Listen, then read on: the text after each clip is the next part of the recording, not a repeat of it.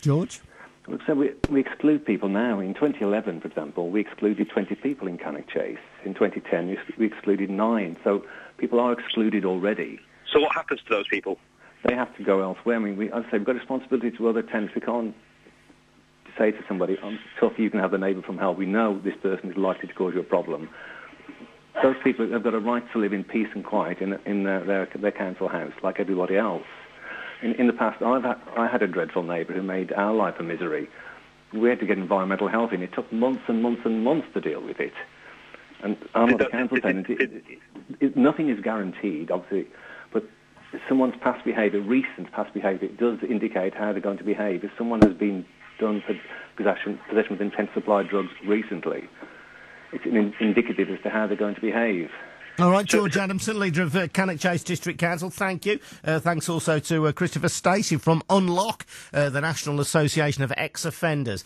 If you're listening to that in the Cannock area, Cannock, Burntwood, Rugeley, is your council doing what you want them to do by having this exclusion for, potential exclusion anyway, for ex-offenders coming to live in the area? And wherever you live around Birmingham and the Black Country, do you think your local council should be adopting a more robust and proactive attitude to keeping out those who have been recently released from prison, recent ex-offenders? Or does it make the job of rehabilitating people who have come out and whose we know, whatever bad things they've done, find it very difficult to rehabilitate into society, to get a job anyway? Does this potentially, for them, make the job impossible? You can't get a job, and now, if your local council doesn't like the sound of you, you can't get anywhere to live either. What do you say? 08453 00 9956. Ken's in Sheldon. Hello, mate. Yeah, good morning, Adrian. Yeah, go on. I really want to get on to ask that councillor what the hell he thinks he's playing at. Basically, I mean, I have, should we say, fractured a few laws. And I have a document that was issued to me on my release saying the Rehabilitation of Offenders Act. The above-named person has been deemed to have his sentences as spent. His past record should in no way debar him from obtaining employment or suitable accommodation. Now, that is the rehabilitation. It's on a yellow sheet. It's issued to me. I've got it done. Yeah. So, Ken, you are the classic example. You've done the crime. You've done your time. You have paid your debt to society. You are now, sir, a free man, and you are entitled to be viewed by officialdom in exactly the same way as me, as exactly the same way as Nicole, my producer. You are an equal citizen with everybody else. But all of a sudden, Cannock Chase District Council say, you know what, Ken? You're not an equal citizen after all. You're a second-class citizen. Well, that's discrimination. Because I've got, as I say, it is an act. It is the Rehabilitation of Offenders Act, and it states on that act that the offences are to be deemed as spent and should no way be held to prevent him obtaining suitable employment or accommodation. You don't like the sound of it? I don't know. But, and the other thing I was going to ask you was, he's saying that we're going to check on these on every applicant. Okay, who's the board? Is it going to be like? Is it actually going to have a panel? Is that panel going to be the same panel every week, looking at every case, or is it just going to be sort of like a manager of one office and a couple of clerks looking at them, or a housing officer and a district manager looking at them, you know, on an ad hoc basis? Is it going to be a central office that deals with them, or is it just going to be some not hoi polloi, but just you'll do today. What exactly are your qualifications for making the judgment? Who are you? Who are you to sit on your high throne and tell me that I can't get social housing because of my past spent convictions? Ken, stay there. Brian's in Albury. Hello, Brian. Hiya, morning, Adrian. Yeah. Yeah, very interesting conversation, and I think the councillor has got it wrong. And I'm going to go back a few years now, but I know a person who was locked up in Windsor Green for a serious motoring offences, and got quite a bit of time, but come to his last month, and they shipped him out to Liverpool, because Liverpool Walton is a tough prison. Yeah. And I think that was to say, you've had it easy, in Windsor Green, but this is what you'll get. So he hated it there. Yeah. When he came out, they gave him a travel warrant to get back to Birmingham. Yeah. He came back to Birmingham, and he hadn't got a penny. He's in Birmingham. He's got to try and get his tag, because he's got to have a tag fitted. He's got to get to have his tag. He had to get a friend to put him up, because he got nowhere to go. And luckily, he got some good friends around him who helped him through. He got employment.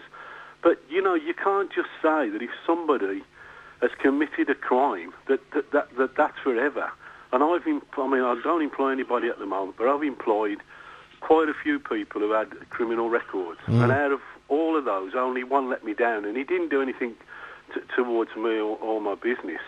So, I think if you don't give people a chance, they'll just go straight back to crime, and then they'll say, oh, well, that's their fault because they're criminals. You've got to give people a chance. All right, Brian, thank you. Happy New Year to you, by the way.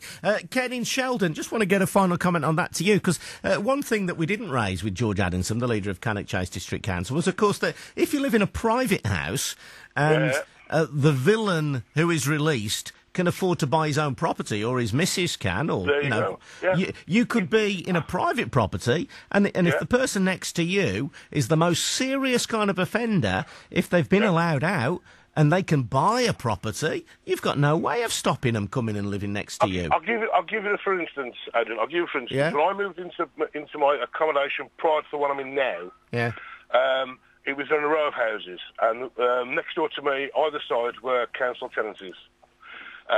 The council tenancies were purchased under the right to purchase your council house. They purchased them. Okay, and they were brilliant neighbours. They really was. They were brilliant people. And there's a proviso when you buy a council house off the council, well, there used to be, is that you can't resell it until 5 years. After about 7 years that they purchased a house, they sold it. And the incoming people were the neighbours from hell, literally.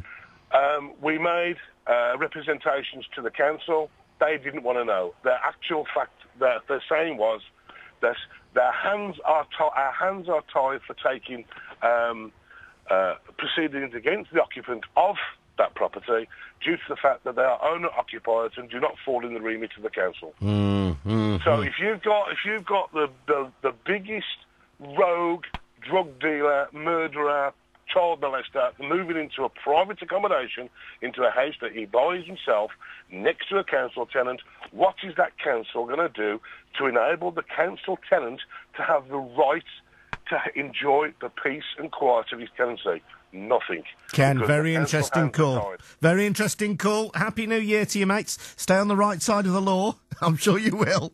Good to hear from you. There's Ken in Sheldon. It is an interesting one, and I do know as well, this has got two sides to this story, isn't it? Because I'm sure that George Adamson at Cannock Chase District Council is only trying to do the best for the people of the Cannock area. If you live in Rugeley, if you live in Burntwood, if you live around Cannock, you may well think, well, good on him. He's going to make sure that council estates aren't dominated by ex-cons, maybe people who've been convicted of distributing drugs, who may then want to set up in your street distributing drugs. It's not an easy one to solve this. I understand and I respect where he's coming from on it, but isn't there a bigger picture here that we need to make it possible for people to come back into society when they've served their debt and get on with life, as Ken has done?